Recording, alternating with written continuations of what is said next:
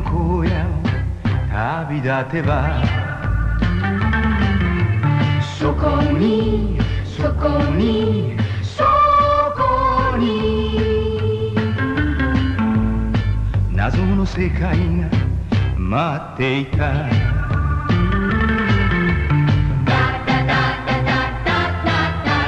憎しみ合うのはもうやめて緑の鐘を鳴らすのだ愛という名の武器を取り人間らしく戦え猿の軍団猿の軍団何するものぞ何するものぞ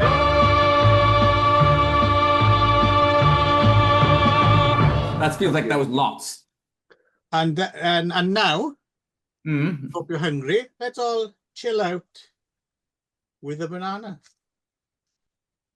Right, so This will be more challenging for Darren.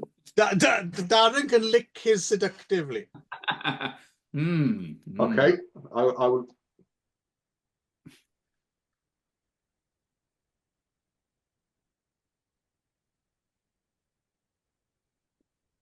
See what this is this a banana carrier? Because Clive did send a message to Nick and myself instructing us to get bananas, which I ignored. So I haven't got any bananas. Jersey.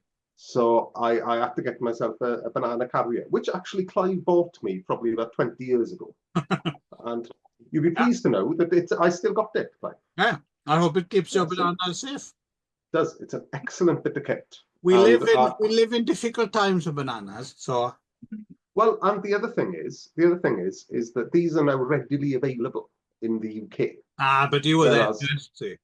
I probably was one of the first people in the UK to have a banana carrier. OG banana godfather.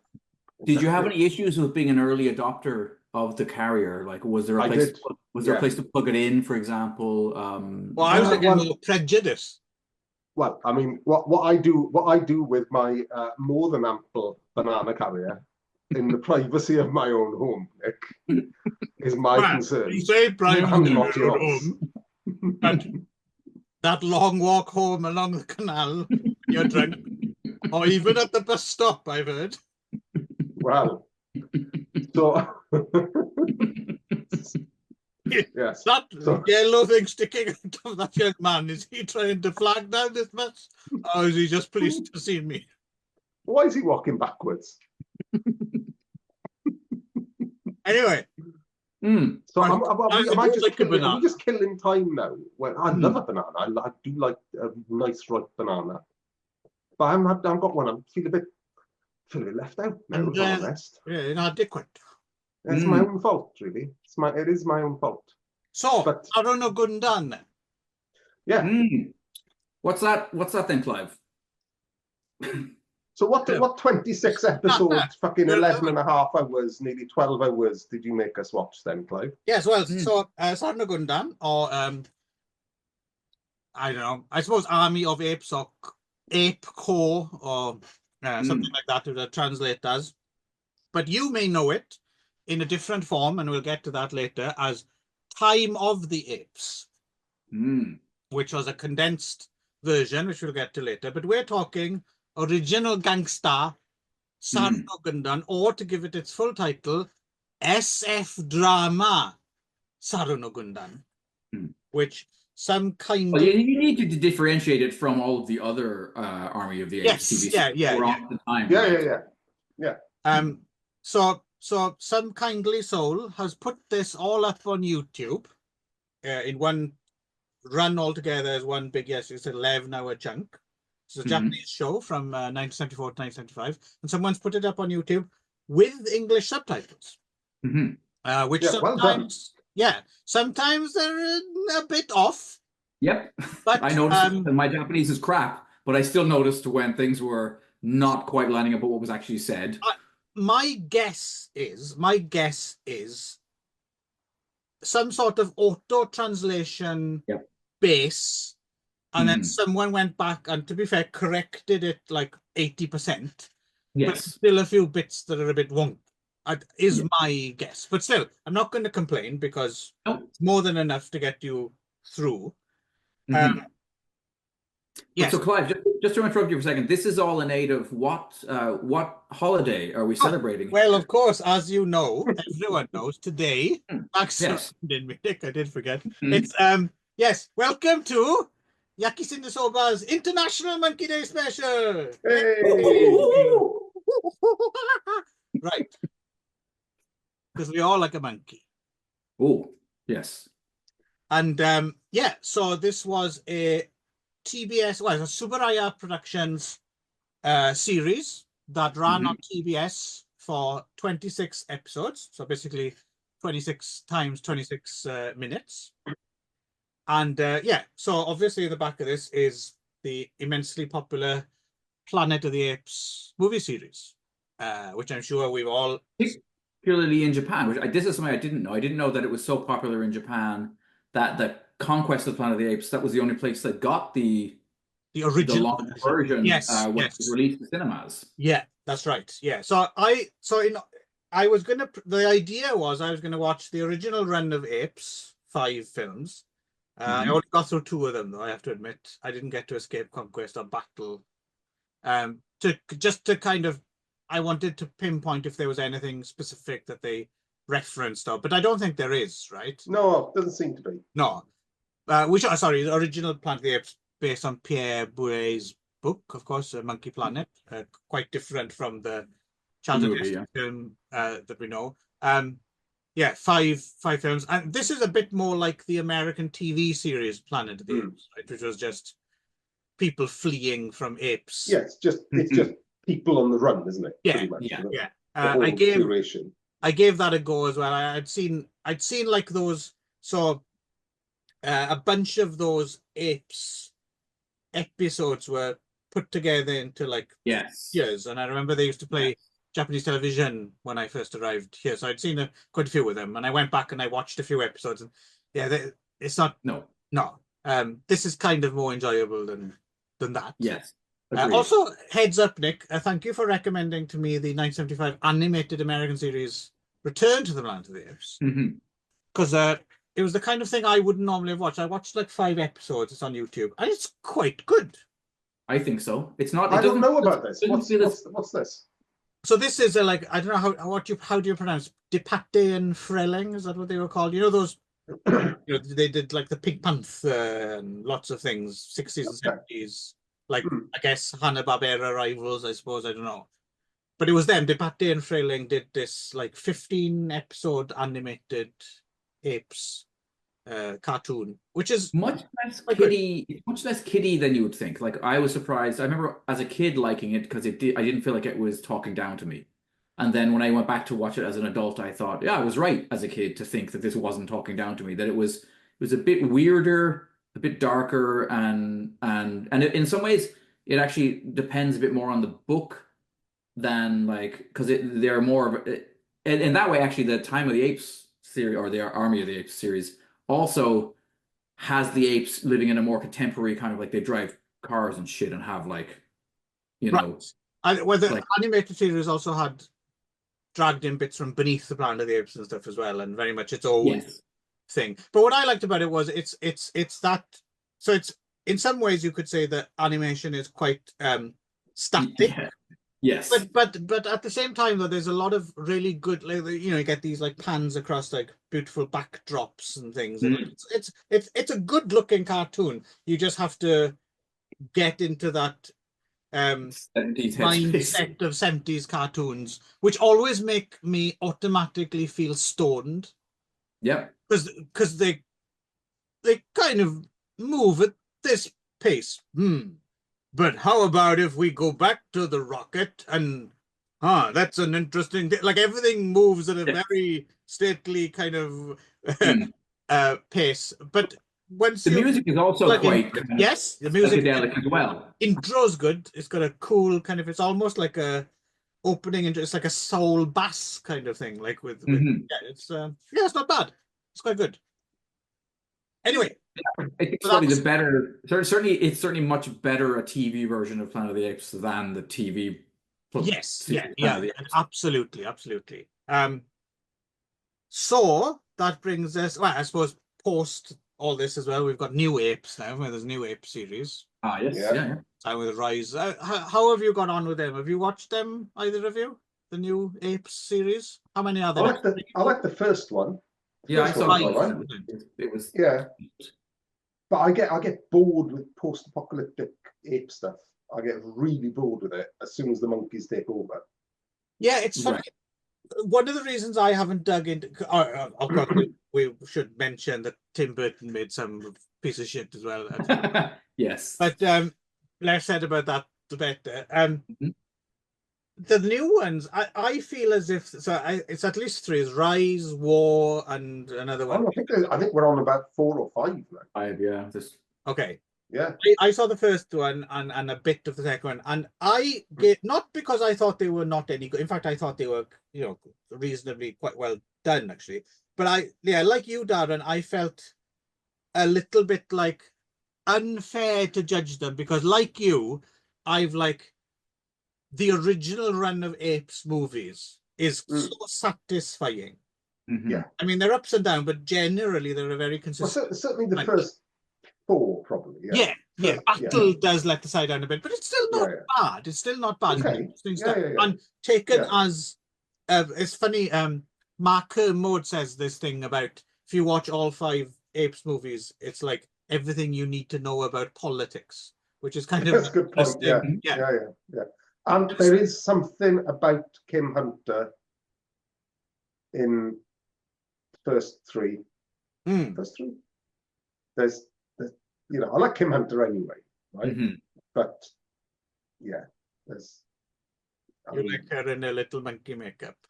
Mm. There's something quite adorable. There's something about the picture of the nose, isn't it? Yeah. If I was a monkey, I would slam that shit, as young people say nowadays. Yeah. I'll be up for making a hybrid. Right. Oh, good. Interesting. Darren doesn't even have to be a monkey. He would tap that ass, as I believe is another thing that young people say nowadays. What No judgment from me. No judgment. Yeah. As we know from tired old stereotypes, us Welsh, we're a bit, in favour of bestiality more than most, apparently. Well, yeah. So they say.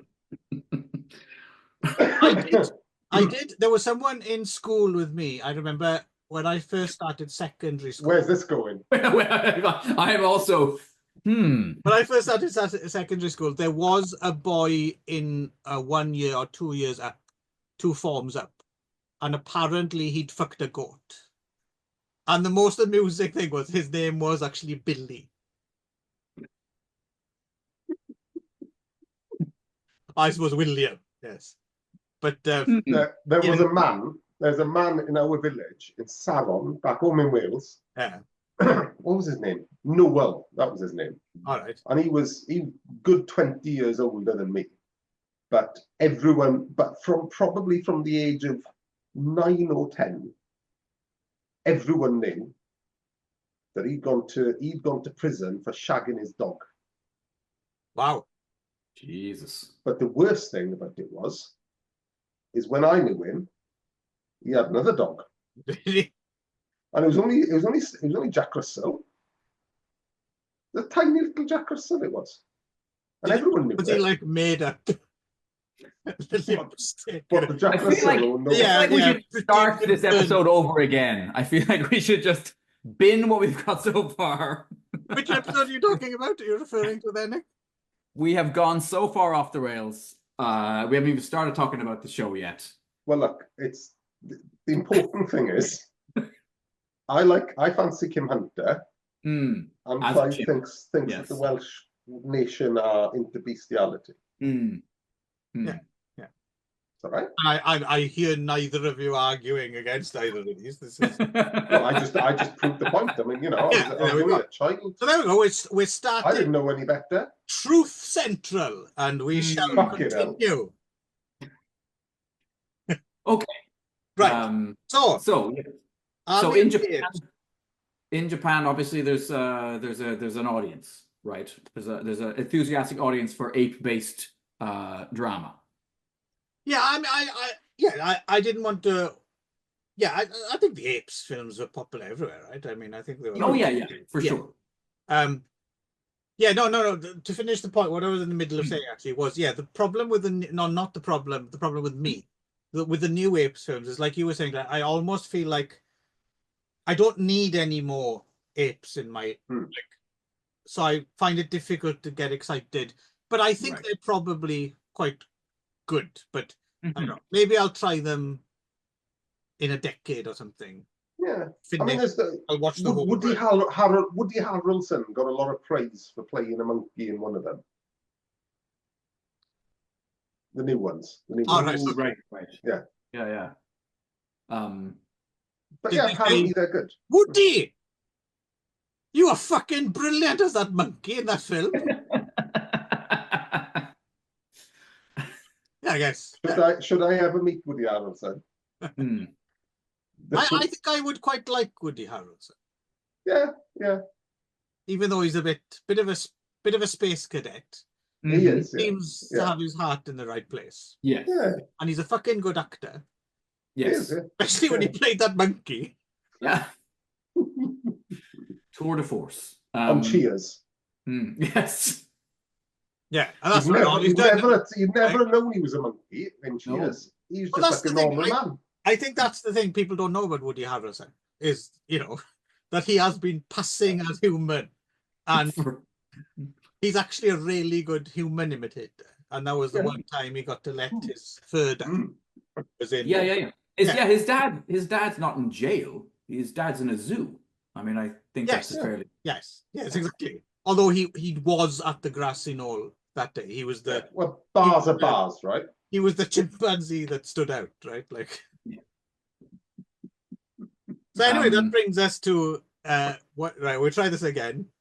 SARU no GUNDAN, 1974 TV series made by Subaraya. So in this version, there's two little kids.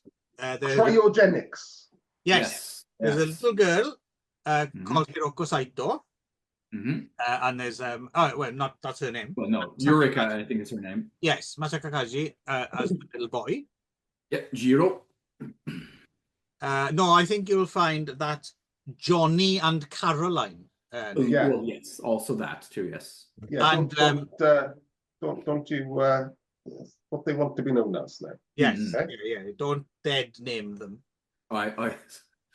So they go play in a cryogenics lab with scientist Reiko Tokunaga, and an earthquake hits, and then they all hide in I guess you'd call it a cryopod, I guess.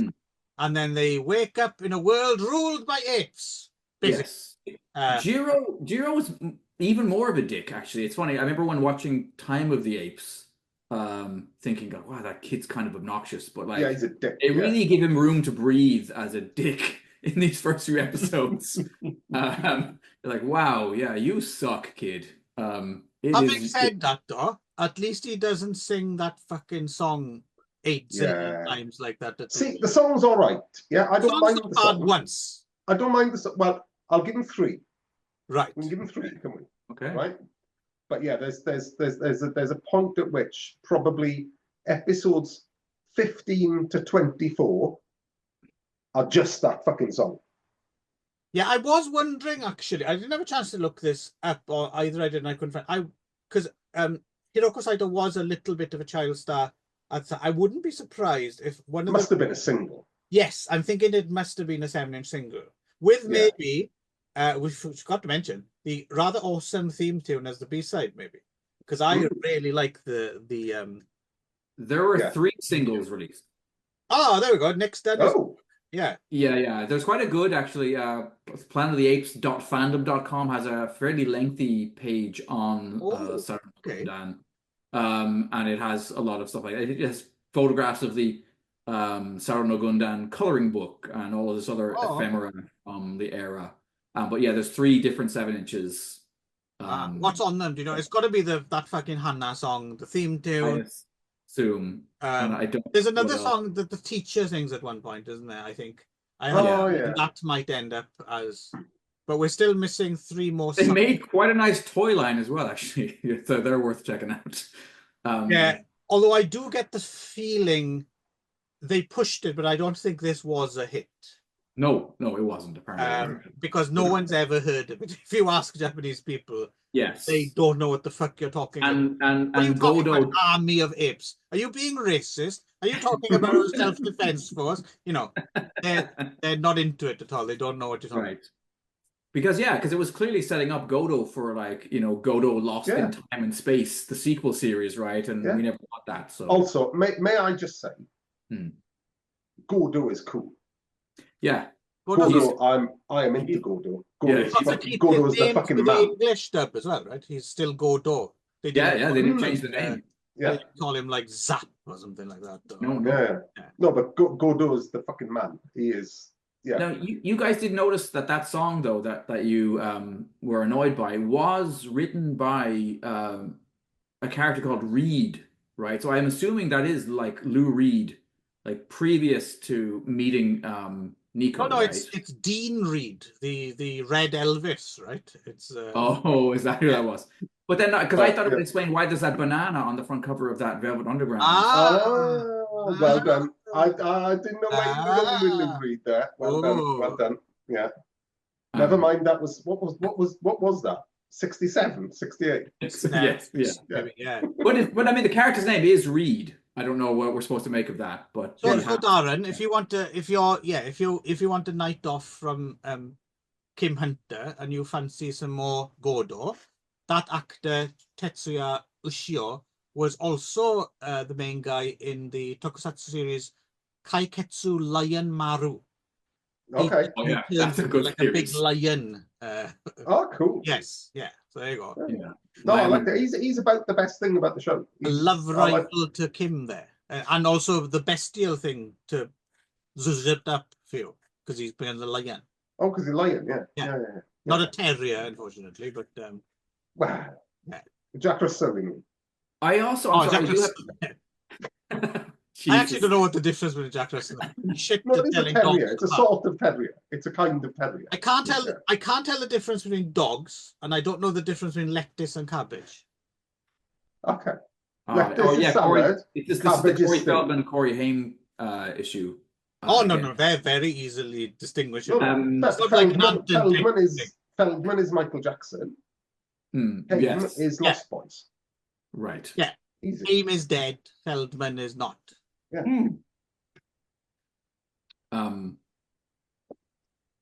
Fuck. I don't. You lost the train of thought by any chance? Yeah. So anyway, there's so they wake up in the year 3000. Yes. And all the apes are speaking Japanese. Yep. And driving around in exactly the same sort of cars they had 1,000 years ago. Yes. And wearing exactly the sort of 70s clothes that they had 1,000 years ago. Were people wearing capes that much in the 70s in Japan? There's a lot of there's a little bit of military cape, but that's a military. A lot of large cravats as well. Everyone's very glammy looking. Yeah, I'm liking the Prime Minister's swagger. He's Kentucky Fried Chicken, Colonel Sanders. He's got going on. The Colonel Sanders gorilla, yeah. So something I didn't quite understand. So I'm trying to kind of condense it a little bit. Chicken is all looking good. There you go. So they wake up in the year 3000, and then immediately the apes are after them, and then they hook up the Godo, who's the only other human being they can find. Yeah. And then they go on adventures. Yeah. And they go on adventures, and occasionally they bump into a robot. Yep. And occasionally they bump into a flying saucer. Mm-hmm. Yeah, the robot's not in the film. The robot's not in the film version, right? The robot. No. They missed the trick there. Chip, right? Chip the robot. Yes. Was Chip and another one? Is it? And then there's another one later. Yeah. Chip's the one they make friends with, and yeah, so that basically they meet a nice, benevolent type of monkey who shields them. So it's interesting. The flip in this as well is the president and they're gorillas, and the chimpanzees. Gorillas are good guys, and the chimps are the bad guys in this one. Yeah. But the problem I had, and this is going to sound incredibly racist. Oh. And there's no way for it not to sound racist. Let me settle in and get comfy. Oh, I'm gonna have a bite of my banana for this, I think. Yeah. Have you not finished that yet? No. It's gonna go brown. Yeah. Oh, great, it's straight You'd think a grown man wouldn't need us telling us that the decision is like how to eat the banana, but there you are. No, well. Sorry, Darren has something racist to share with us all, please. Yeah, and I just threw in an extra bit of Irish racism there, and no one even noticed. Oh. I didn't notice that. I probably wasn't listening. I was just saying, you know, that's why we have to teach him at this stage in life, because he's Irish. Because as you know, the stereotype is that Irish people are very stupid, isn't it? That's what I've Well, we're not. We haven't moved as far up the evolutionary scale. We're a little closer to Time of the Apes. Yes, I believe Darren is about to fill in with something appropriately racist along those lines.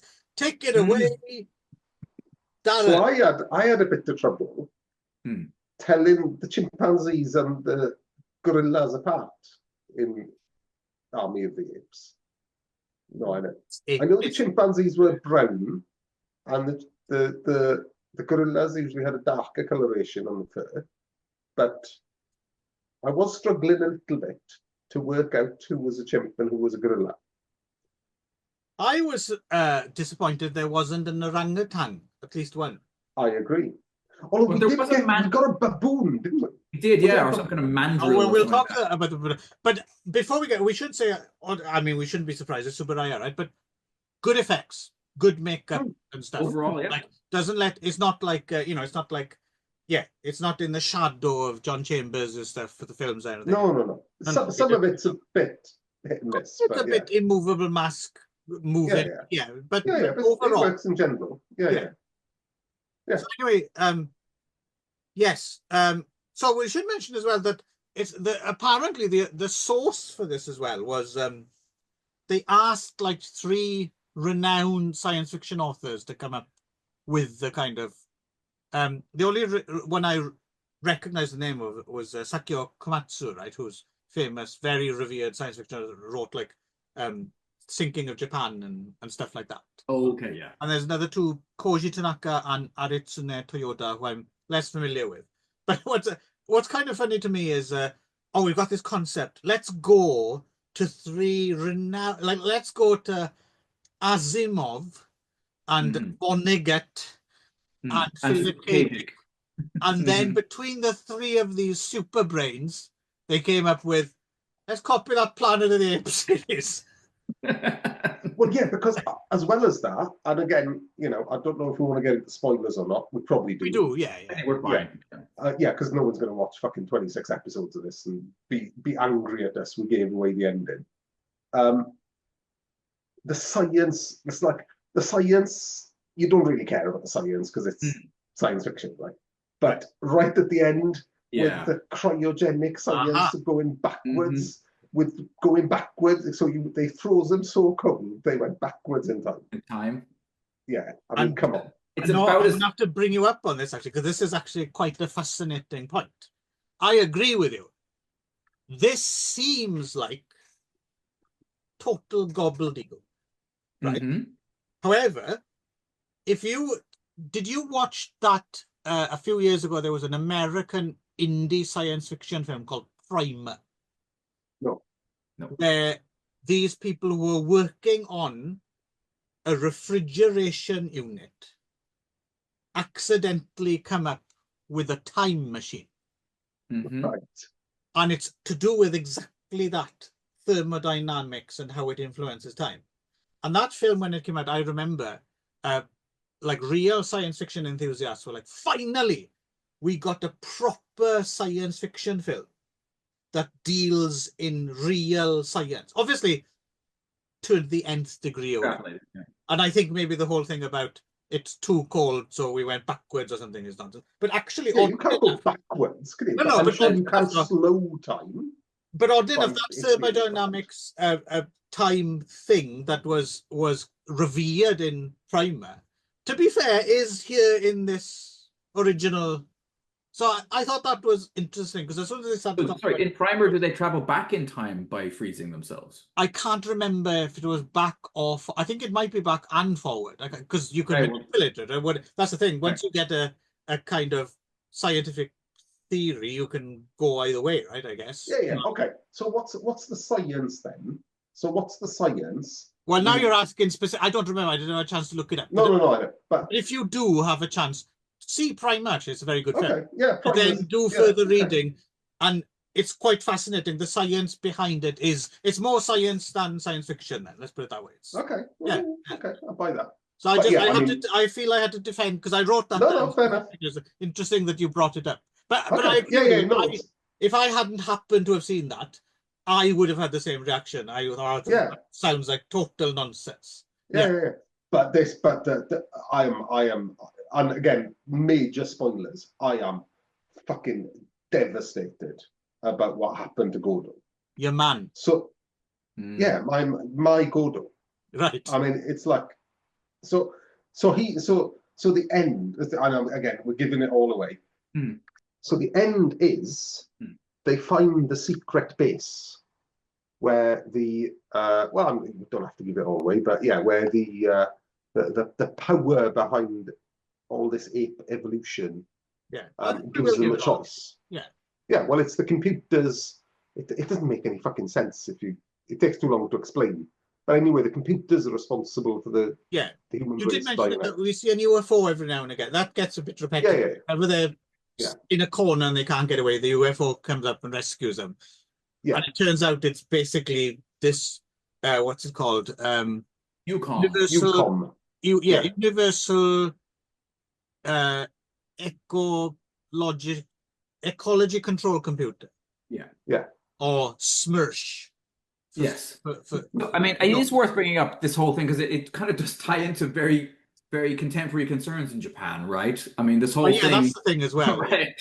Because this thing is made in the 70s, right? But the big thing is declining birth rates leading to a Japan where, there's no one to work. And so monkeys are drafted in that same way in Conquest, right? Monkeys are drafted in to do labor and then evolve. And I think the new rise of the planet was some of that stuff as well was in there. Right? Yes. Yeah. But so this computer system, it's the fault of this computer system in part that birth rates declined and that. It's AI as well. It's AI. Yes, actually, yes. It's in that way very prescient and very timely for something made. Yeah. But it's also the design of the computer system, right? So it's not the fault, just the fault of the computer system. The computer system has decided that human beings are too harmful to the earth to continue. Yes. And so they decide to eradicate the humans via the long game of birth rate, which they control, and then decide to put the apes in charge. Yeah, it's like Skynet taking a different version than, Yeah, exactly. Yeah. So Godot Connor would have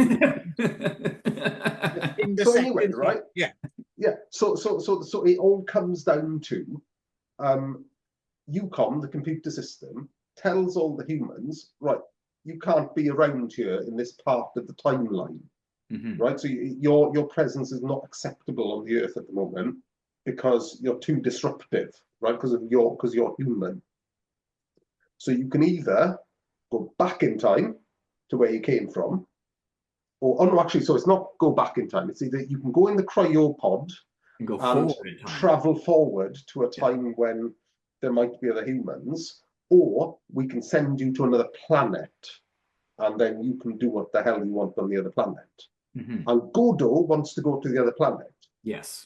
But the teacher and the two children who have lives back in, the 20th century want to go home or want to be. Well, I think they want to stay on Earth. Their concern is that maybe there would be a breathable atmosphere, which is fair enough. They are somewhat worried about it. Long story short, they wake up in the fucking cryotubes because they've gone back in time. back exactly where they came from, and he wakes up in some fucking frozen planet, fucking wasteland on his own, just traveling through a snowstorm, and that's the last we hear of Godo. Well, they live happily ever after. Is that what we see? Because the way I remember it is they decide to go in the cryopods, and the computer takes him over control because he says, "I'm not going in," and then he takes over his mind. Yeah, and then it starts snowing, confusingly. Yes, inside in the control room. Yeah. And then they go into the cryopods. And okay. They wake up, and then we never see Godo again until we see his we do. at the zoo. No, we do. No. You see him walking up, but I thought it was like a sand dune. It looked to me more like he was on like a desert planet, like a rock. Maybe I got it wrong. Yeah, but and he's walking up this like yeah, but it's a wasteland for sure. It's this wasteland of sand, and he's just like, "Where the fuck am I?" And so he's obviously gone to the other planet. He's lost my takeaway. Time and space, possibly. He's eaten by a space worm. Yeah. A sandworm. Yeah. Yes. Yeah. Now I wasn't happy with that. Yeah, it's a bummer ending for Godo for sure.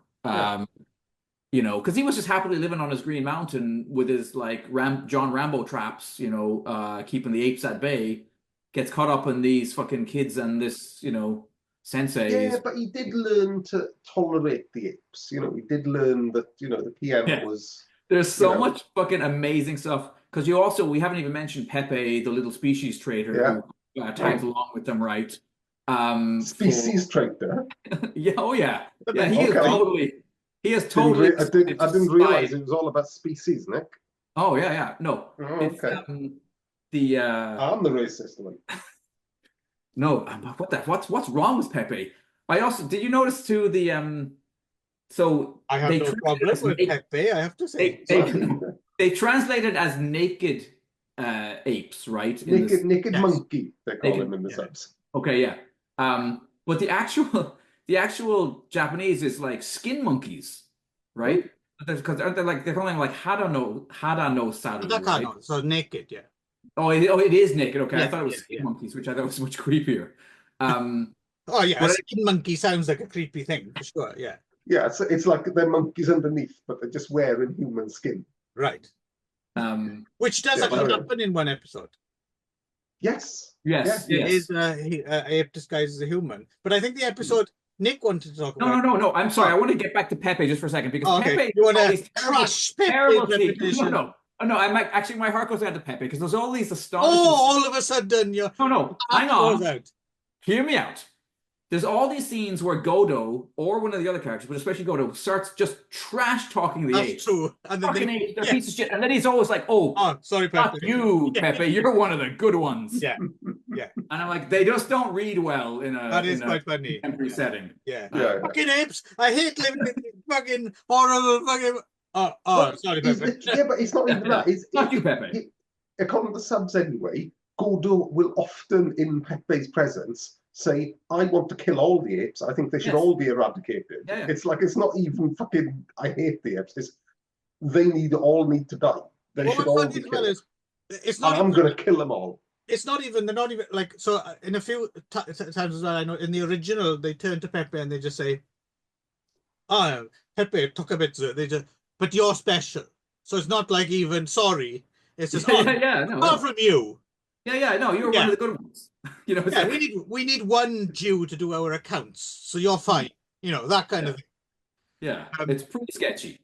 That looks a bit surprised by my analogy, but it's not. All the apes things are about.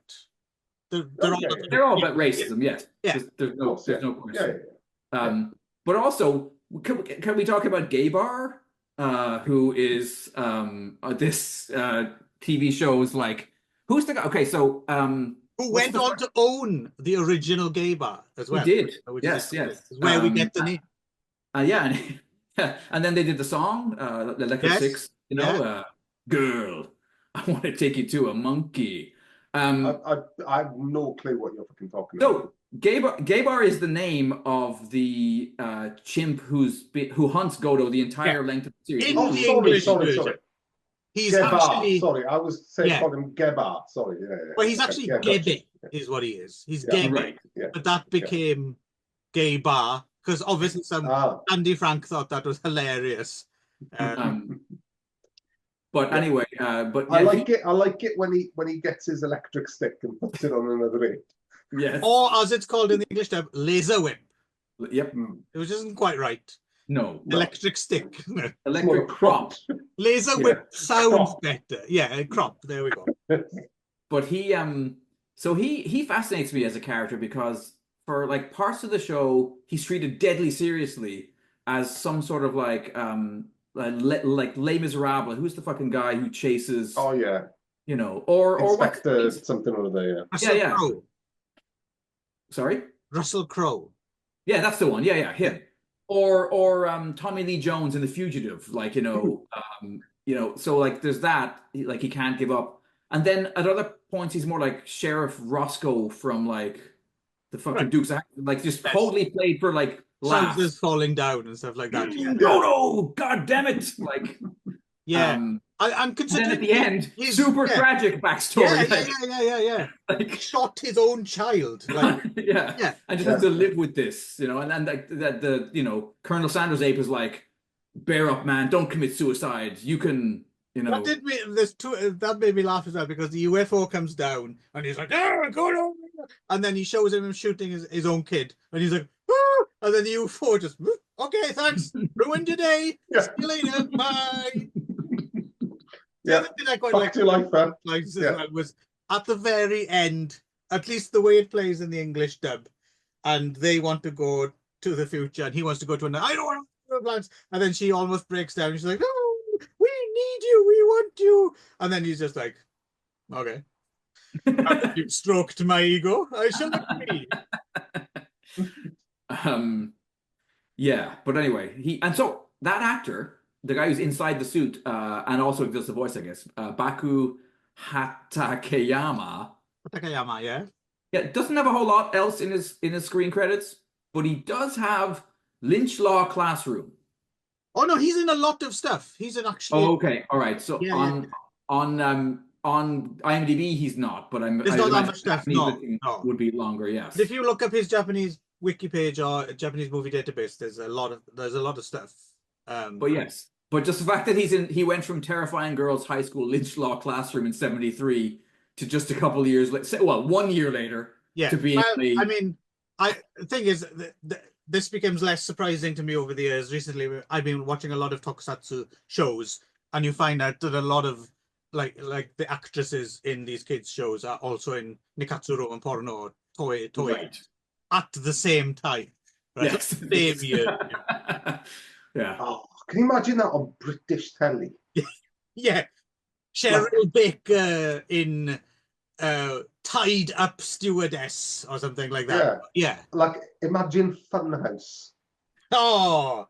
But hang on. Am I not wrong in thinking that the great Floella Benjamin from Play School was in... She's in some... No. I'm not having that. She's in Floella Does Dallas 3. No, she's in something. She can't be. She's like a fucking baroness or something. Yes, she is. Yeah. Well, because she's off. I mean, I was in love with her when I was watching her on Play School. Yeah. Yourself then, Nick. You said when I was a miniature. Were you going to say a miniature human? Oh yeah, that's called. Yes. When I was a miniature human, I was used as a club to beat another human. Great hero. Sorry, different show. Well, the other thing as well, of course, is not children's TV, but if you've ever, as I'm sure people did, fancy Pamela Stevenson from News, gets her jugs out in Bloodbath at the House of Death, the Kenny Everett horror comedy. Not escaped my notice. Yeah. No, I didn't think it. For the benefit of our many millions of viewers, that. Yeah. And if you tolerated any of Allo Allo for the stockings and suspenders, then Vicky Michelle also gets them out. Yes. I can't remember what film now. But no. Yeah. Meanwhile, Nick continues to search Llewellyn Benjamin Paul. I mean, it's niche. Well, Nick, but I'm interested. You've got AI. You can make it yourself now. That's the thing. That is true. That's terrifying. Maybe I'm wrong. You can do the Little Ted and Big Ted at the same time. Rod, Dick, and Freddy threesome. Were they called Rod, Dick, and Freddy? Rod, Jane, and Freddy. Oh, right. Yeah. Rod, Dick, and Freddy. That was the it's that was the Tenderloin San Francisco version again. Yes, it's finger cuffs, not daisy chain. Right. Yes. Yeah. Anyhow. There was a play put on at the mine shaft in the early. Wendell presents Rod, Dick, and Freddy. Have you heard of? Forget Jane.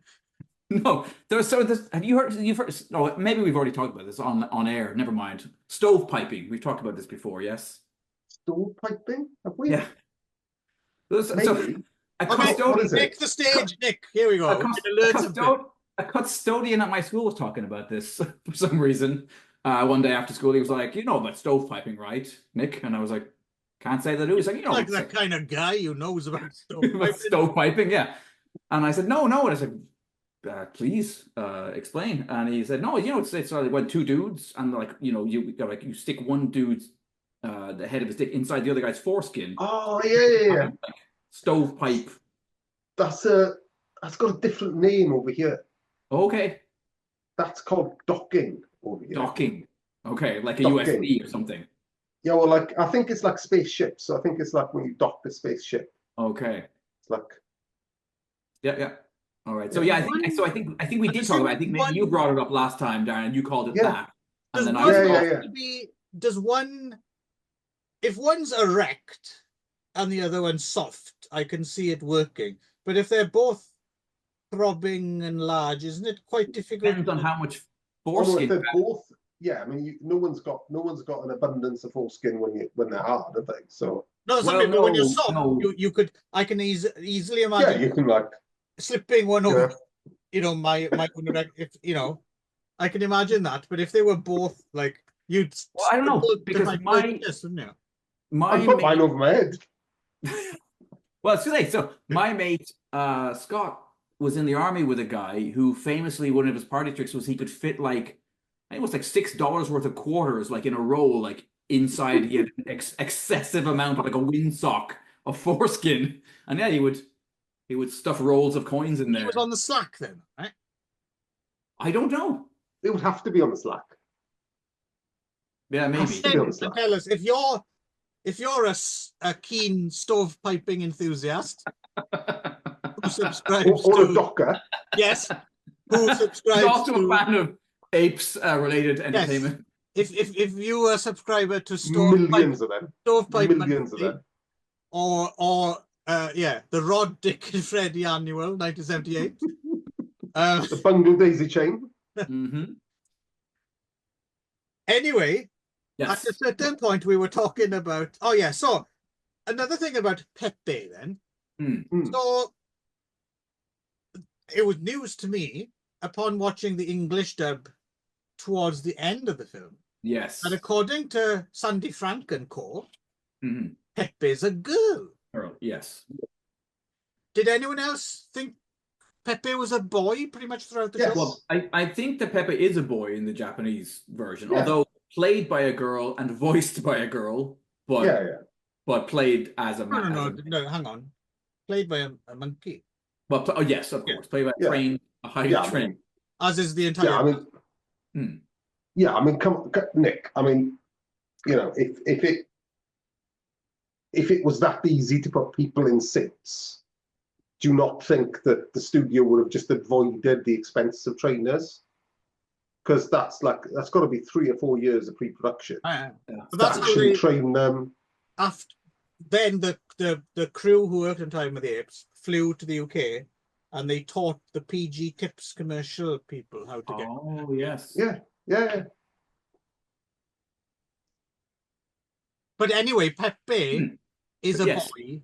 Yes. Until he's suddenly a girl at the very end, because they don't assign any gender to Pepe until the end, right, of Time of the Apes, as far as I can. No, but to be fair, Pepe's whole function in the whole series is to go and be a decoy. Yes. And run away from some soldiers. Yes. That's what Pepe's for. Hmm. So it doesn't really matter, does it? You know. No. But it's interesting that. Yeah, I took Pepe. It wasn't just me who thought Pepe was a boy, right? No, I mean it's not the dungarees are coded male, surely. I think Pepe is a boy in the Japanese version. I think it's only the English dub. But the strange thing about, if we were on a different corner of the internet, this would become a culture war issue, right? Gender is Pepe, and which toilets would he be allowed to use? Yeah, if we went on Simian Wars, then it would be a different story, wouldn't it? Right. Yes, they will not replace us, Darren. I did wonder about. It's funny, like when you watch. It is a great replacement theory, isn't it? Yeah. Actually, right? That is pretty Absolutely. Much. There's so much. It's a rich stew. Is SARU no GUNDAN more than you thought? Listen. Prescient. Donald Trump. You listen here. I'm sure you. This is his next stop after CNN, right? This is where he gets all his news, which explains a lot. It does for you, yes. No, Donald Trump's not welcome here. Hang on. Yeah, I was going to say, to my mind, when I was rewatching Time of the Apes, it really felt to me like, did they at some point produce a dub for the entire TV series and then second guess themselves and decide, no, we'll just chop it up and use it? Just because. No, they must have just done that for film. Yeah, no, I don't. It's funny that they hit so many plot points that they don't really need to, or so many, like from the TV series. I felt like you could have kind of. No, to be fair, I think they did a pretty good job. Like, if you take Time of the Apes, if you don't know where it's coming from, it's relatively coherent, right? Like, yes, don't feel as if, hang on, what happened? Yeah, I mean, they've done quite a good job. Well, we watched it at a similar time, Clive and I, way back in the 90s. Yes, yeah. We didn't know that wasn't a standalone film, really. Oh, no, because we looked it up. You came home with it from Cash Converters in Camden. Yeah, you came home. Yeah, so it wasn't that annoying Mystery Science Theater 3000 version. It was we had the video. Actual, yeah. Yeah, no, I don't think it took us a while after. Before I think it was a long while after. I think it was when the Thomas Weiss Japanese Cinema Encyclopedia book, and I found it in there. I think. Yeah. But no, I've never actually seen the Mystery Science Theater. You probably have, Nick. Have you? Yeah, I would have seen it. Yeah. Is it considered one of the? Because didn't they do it like twice or something? Yeah, they did it when it was the cable access show, and then they did it again for. It's actually the one. It's the one that they that Sandy Frank stopped them from being allowed to release anything that he had. So like that's why there were never any DVDs of the Gamera films and stuff, because he was so pissed at them because there was. Well, he also produced The Mighty Jack and Fugitive Alien. Yes, so there was a number of episodes that didn't get released because of that episode, because they had kind of. So basically, they did it early on when they were not funny, and then they did it later on when they were not funny, right? Is the way I feel like when we first met Clive, this is something you've grown into. That there's a crankiness around this, because I remember very clearly Clive telling me that he quite enjoyed the early.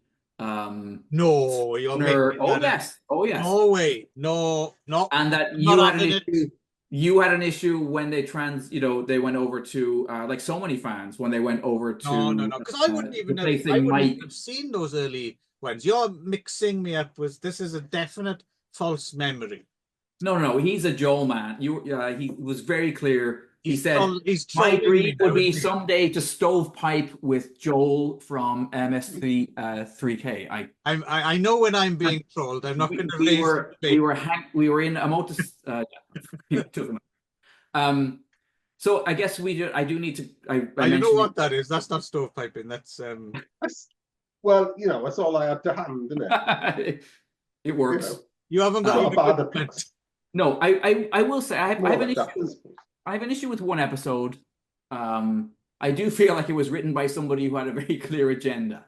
And that agenda was to tell 10-year-old girls, if someone abducts you and they're an adult and they tell you that they love you and that they need to marry you, you should trust this person because they're going to turn out to be a really solid, decent human being who will probably. Sorry, I know. Yes, I see where you're getting at. And it's all good. Don't worry about it. That episode is astonishing. Is he a baboon? Is he? I think he is. I think he's the baboon. Yes. Yeah, it's an odd one because it's not played. It's not played overtly that he has a sexual interest in her, but it's clearly in the background, right? Oh yes. I mean, it's couched in I'm lonely and I'm a poet and no one understands me, but the girl is also very underage. Mm-hmm. Oh yeah, and she's going to be his wife. Although to be fair, I'm not quite sure how old the baboon is either. The baboon is clearly an adult. He's very much an adult. And I suppose maybe he's wearing a suit. Yeah, and it ends. There you go. It ends with he hasn't just made his first communion class. It's clear he hasn't just made his first communion. So no, and then so it ends with him. He dies, right, rescuing her from a situation that he's created and placed her in, and then. Well, no, he didn't make a volcano. Well, she shouldn't have been on the fucking. She was only on the. She shouldn't have been on the volcanic mountain. Because he took her away to his man cave, but then not only they don't just leave it there; they keep coming back to it. So like, if at least 1 or 2 episodes later, they're like, "Oh, remember that guy? He was a salt of the earth. He was a good one." No, he fucking wasn't. He was a child that got away. Yeah. Don't you regret now not being a little bit nicer? You'll end up an old maid. Exactly. At the age of 14. Yeah. Anyway. I mean, you're a bit young, but he's still a good catch, isn't he? Yeah. I feel like he's got his own cave. You learn to love. That's the thing. I feel like he's got a whole cave of his own. Those things come with age. Yeah. Yeah. And he writes lovely poetry. Yeah. I do feel as though the Japanese, Operation U Tree might want to look at the writing credits of that episode and make appropriate inquiries. Yeah, it is a standout episode. Let's put it that way. Mm-hmm. And I'm not surprised they didn't put it in the Sandy Frank. Yeah, mm-hmm. Which also has different. It's a shame they keep the music for the theme tune, but they don't do the lyrics. Yes, right? They didn't. Yeah. I was hoping they would have. Gone for it and rewritten them in English. I'd have liked an English version of that music. Yeah, it would have been cool to see, but they chickened out of that. The rest of the thing though has library music, right? It's different music from the Japanese TV. Yeah. Well, sometimes it's the same actually. I think sometimes the music because it has some of that kind of weird, like almost psychedelic sounding guitar stuff. It's in both versions. We should say as well that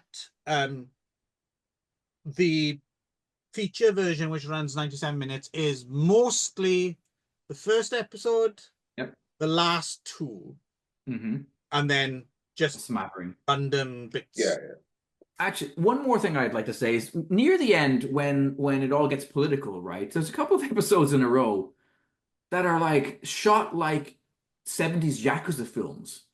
Like suddenly people are getting sprayed with bullets in front of Fuji, sliding doors, and people are falling in the snow. Yeah, that's all great. Oh yeah, when the Civil War happens, there is people being monkeys being gunned down. All the assassination stuff was straight out of that was like that scene in Goodfellas, wasn't it? It was like that. Unfortunately, there wasn't a scene where Gordo gunned down an entirely village full of, and then went, but not you, Pepe.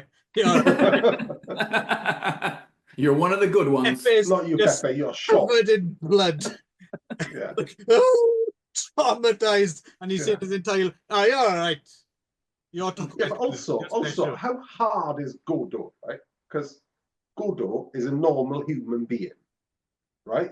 Mm-hmm. The apes are like, they're like at least twice as strong as human beings. Right? So they could, like, you know, apes, you wouldn't go in a cage in a zoo and have a fight with any sort of ape, right? Maybe one of those little ones that big, right? But you, like a chimpanzee or a, yeah, no, you wouldn't the image of Darren just like being at the zoo and like a little fucking what do they call it? Marmadukes or something, chucks like a nut at him or something. He's like, rolls up, fuck, I'll have him. He's only,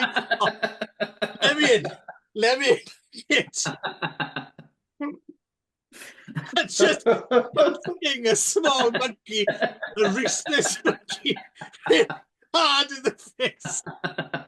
I'm picturing the one from the one that chokes or dies in the poison plums in oh yes, in Indiana Jones. Yes. Darren really having a go with that little guy.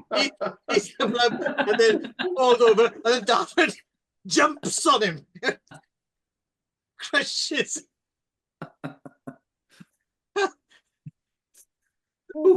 Yeah, and I'll do it again.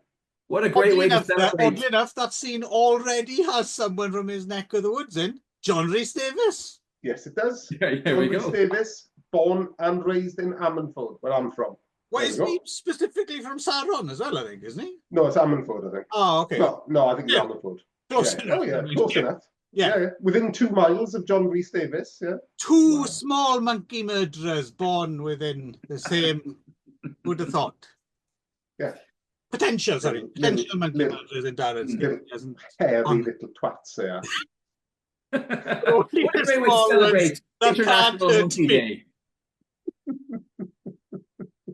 Not the gorillas, I like that. Oh, yeah. Oh, they're all right. They could hurt me. No, but that's the point I'm making, though, right? Yes. Is that Godot's so fucking hard, right? So, you know, even over the process of only 1,000 years of evolution, it doesn't sound like a lot, really, to get monkeys wearing fucking suits.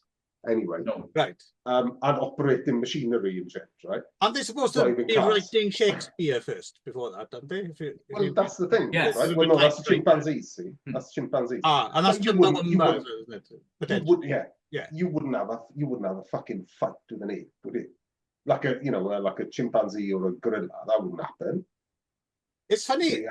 Your face ripped off. You watch these things sometimes, you know, and in anticipation of, I'm going to talk about this with Darren and Nick. I think, I bet Nick mentions either he's going to say the thing about that being prescient, and I bet Darren's going to, and like, I didn't think, I have to admit, while watching this, I bet Darren fancies a fucking Godot or something rotten. This comes as a surprise to me, but he's just hard. I just like him. I think he's cool. Yeah, he's got the brown leather coat and yeah. He'll look after you. He's got the fighting chops as well, you know. Yeah, he'd look after you. He's not scared of any ape.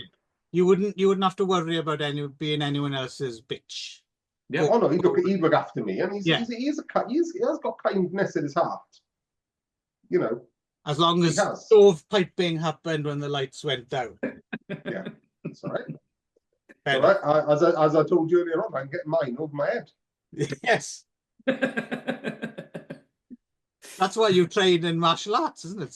With that goal in mind. Exactly right. Yeah. So anyway, I think we've it's about done it, isn't it? I think we've really got to the heart of the matter. So there we go. Army of the Stovepipes. Time of the Dockers in the English dub.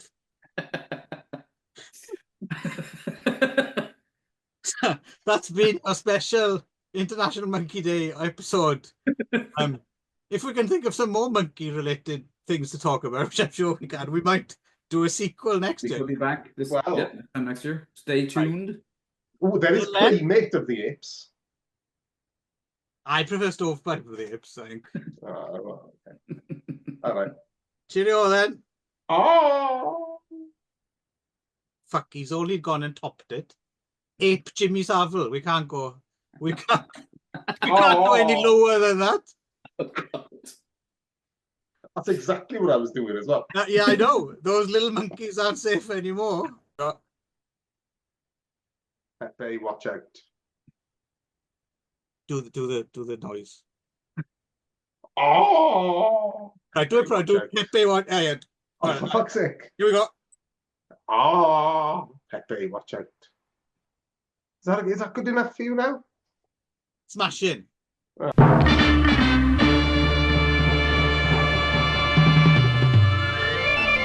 Haruka, Haruka, Haruka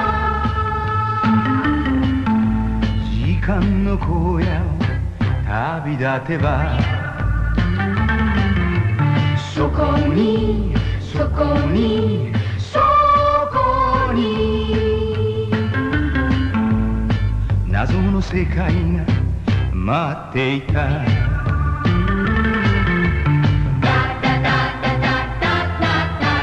憎しみや